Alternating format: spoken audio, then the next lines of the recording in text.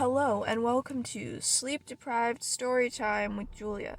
So, I asked my mom for a theme, and basically she gave me the theme of the aliens.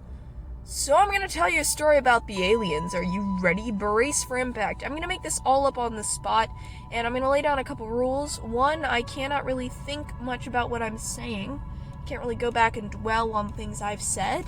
And I just gotta push through this. And we're gonna make a story about the aliens. One day it'll be a popular children's book. Alright, let's do this.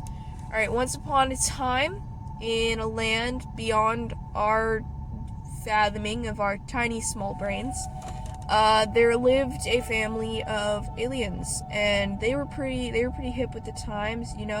They used record players to cook their pizza, and had all the best fashion trends, trash bag shoes and laminated dog collars.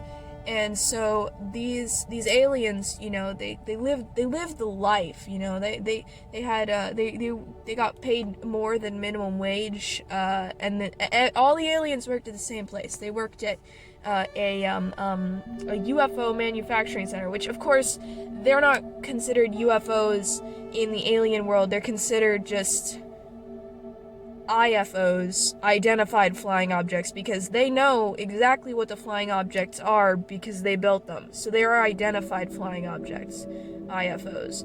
And so the aliens work all day making them, and everyone works there except for the ones who don't. And the ones who don't make the food and abduct space trash from Earth's atmosphere and orbit to make into their fashionable clothing lines, purses, and dishware.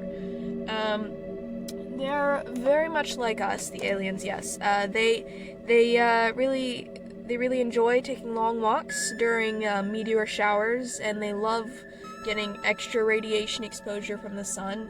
Like everybody does. And they're very healthy. They like to go for a morning crawl, and they like to roll places. So now that you know a little bit about the aliens, let's continue on with our story. So there was a family of aliens, they're hip with the times.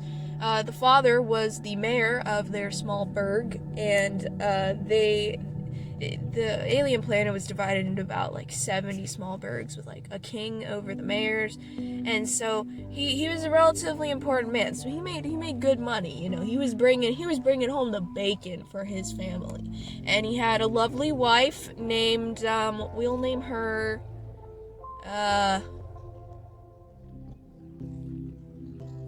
what will we name her?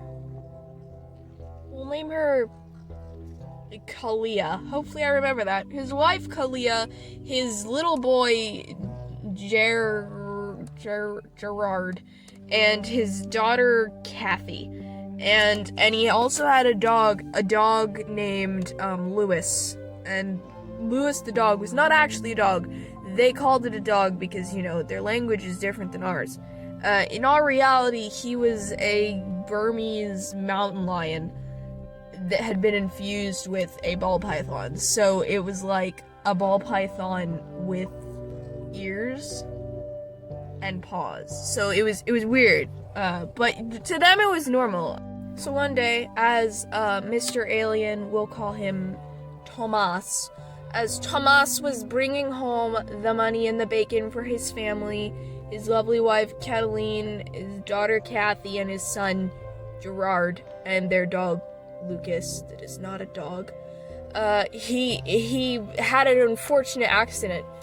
He was riding his IFO down the street, and suddenly, out of nowhere, just this crazy looking blob of jello just hops out in the middle of the road. And blobs of jello in their culture are the highest beings. They're the leaders, the president of their king, not president.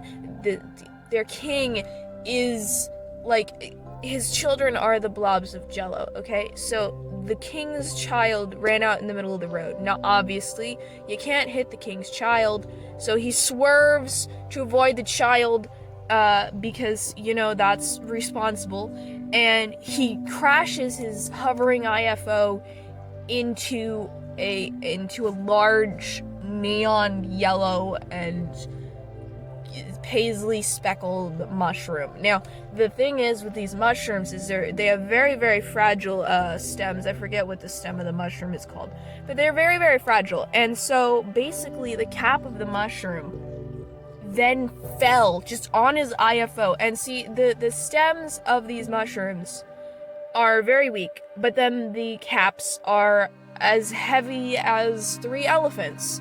How does this work? Weird gravity on their planet. We won't question their science.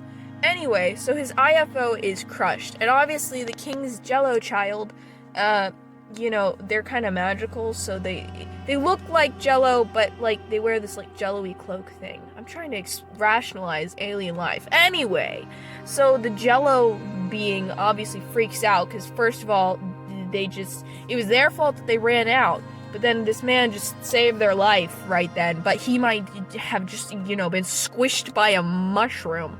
And not even like a pretty mushroom, a really ugly neon pink paisley speckled mushroom.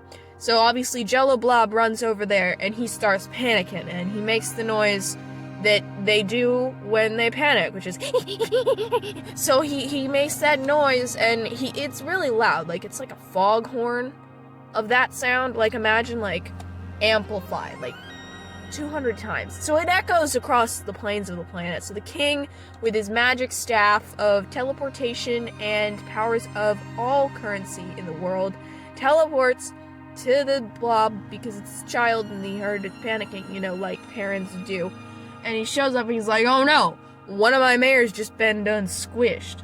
And so he obviously uses his magic staff of teleportation, then pokes the mushroom because that's effective. He's like, all right, everybody, we have to effectively move this mushroom. So, hence, everyone gathers around and everyone pulls out a large fork. And when I say a large fork, I mean halfway between the size of a trident, but bigger than a salad fork. So, like, it's in between those two, right? So everyone pulls out one of those and just starts like shoveling the mushroom into their mouth because apparently eating the mushroom is the only way to remove it. So they eat the mushroom. It takes them about 36 hours. It's a dense mushroom cap.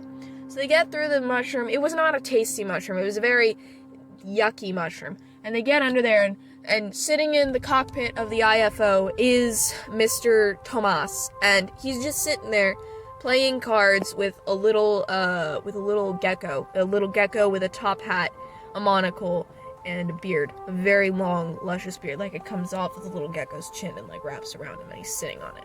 And so he's playing cards with the little gecko, and they're like, "Dude, are you okay?" And he's like, "Yeah, me and my gecko, my glove box gecko, are just fine." And so they pull him out of the wreckage of his IFO, and then his family's obviously arrived. They showed up to help eat the mushroom and get him out of there. He's reunited with his family. He gives them the bacon and the money from the day, and he hugs them, and he tells them how much he loves them. They say that they love him too. They all hug, and it's a wonderful, wonderful, wonderful event. But, to everyone's shock and horror, suddenly, out from the heavens rains down a large, levitating cactus. And it just kind of like floats down and just hovers there, and they all gaze up and they're like, "Oh my goodness, what is that? Why is that here?" And it said, "You ate my mushroom. I was going to have that on my burger for lunch." And it's like, "For this you must be punished." And that is where the sequel comes in. Find out what happens to Tomas and his lovely family when the evil cactus gets angry about his burger toppings. Yes, I made up this story on the spot. Did I dwell on some parts to figure things out? Yes, but I still made that up on the spot. Should we make a children's book? Who wants to illustrate this? It's gotta be chaotic. Anyway, thank you guys for watching this wacky story. I hope you enjoyed. If you would like to see a sequel where I just ramble on, I likely won't be sleep deprived at that point, but I'm sure I can still ramble on. Just leave a like on the video. And subscribe for more weird content like this.